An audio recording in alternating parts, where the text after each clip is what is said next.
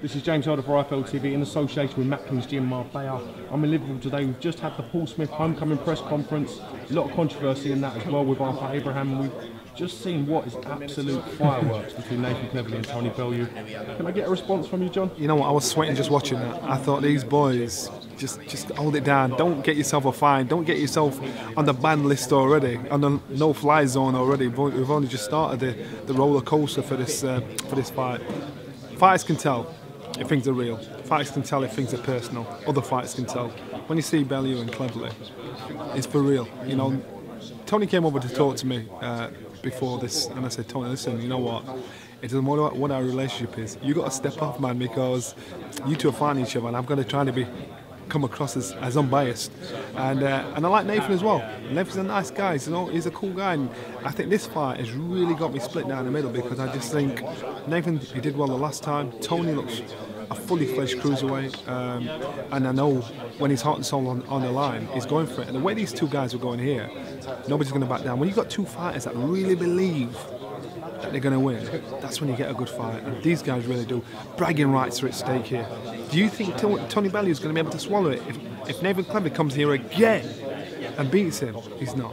Do you think Nathan Cleverley can get over it? No, he's not. Where does Nathan go after that? So both fighters, this is a crossroads. You know, one of them's it's downhill. There's nowhere to go after that. For the other, there's opportunities to box for a world title. Tony Bellew, massive puncher at light heavyweight. Do you think now, not having to stress and make weight, he's going to retain that power? No, it doesn't make a difference. If you're a big puncher at light heavyweight, believe me, it doesn't mean you're going to be a big puncher at cruiserweight. It just means you're big for the weight at light heavyweight. And that's why a lot of guys squeeze to try and get down into it, because they can be bossing the weight and bully the opponents. If some guys, you know, you get guys that you think, you know what, he should be down the weight. He shouldn't do it because they're lazy. I remember Tony Bellew was a heavyweight as an amateur. He had to boil down to light heavyweight. Nathan Cleverley, yeah, he's got the body of an athlete, and he doesn't even look overweight now. So he's going to be the one that probably hovers around the weight. I can remember Enzo Maccarinelli was like that. He always was around underneath the weight, and I thought, you know what? Once you get hit by a fully fledged cruiserweight, you're gone. Now he's boxing at light heavyweight, and that's what I'm saying with these guys. Yeah, I think it's the right time, right weight, right time, right place. This fight, it couldn't have fallen together any better. The first fight was for a WBO world title. This fight now, it doesn't need a belt. The intensity and the animosity between them is enough to get everyone's attention. There's certain fights you don't need jury. This doesn't need it. You know, the jury is just like an extra trinket. You don't need it. It's the fight you're interested in. It's not who's the champion. It's who moves on to be the champion.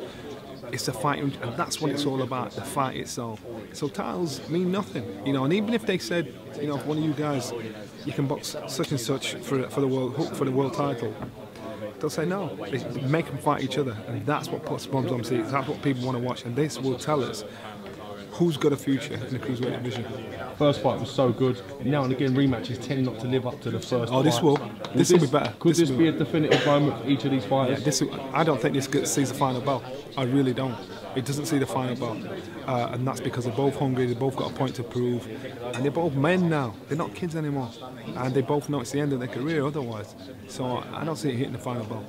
Also today we had Paul Smith's homecoming press conference to find out a little bit what's going on and where we stand with the WBO in terms of getting the rematch made with Arthur Abraham and looking ahead at Paul Smith now. Can I get your thoughts a little bit on that? Paul Smith, as I said, he's been very humble in defeat. I think it was the most gracious way to lose. Because there's controversy around it. Everybody had their opinions of how the fight should have gone and shouldn't have gone. So I think for Paul Smith, he's a winner either way. He came out and he boxed out of his skin. He boxed brilliantly. Joe Gallagher and Paul Smith, what a combination. It worked really well for them. And so therefore the WBO are inquiring, they're looking, you know, where do we go from here? Some guys, when he boxes for a world title, he brings the best out of them, and that's what it did for Paul Smith. We saw him box Cleverley, we saw him box Bellew, we saw him box De Gale, and we saw him box Groves. And but then when he steps up to fight for a world title, he boxes 10 times better. Brilliant. All right, well listen, Johnny, thanks for giving me some time, and I look forward to seeing you in Wales for the second leg. Should be interesting.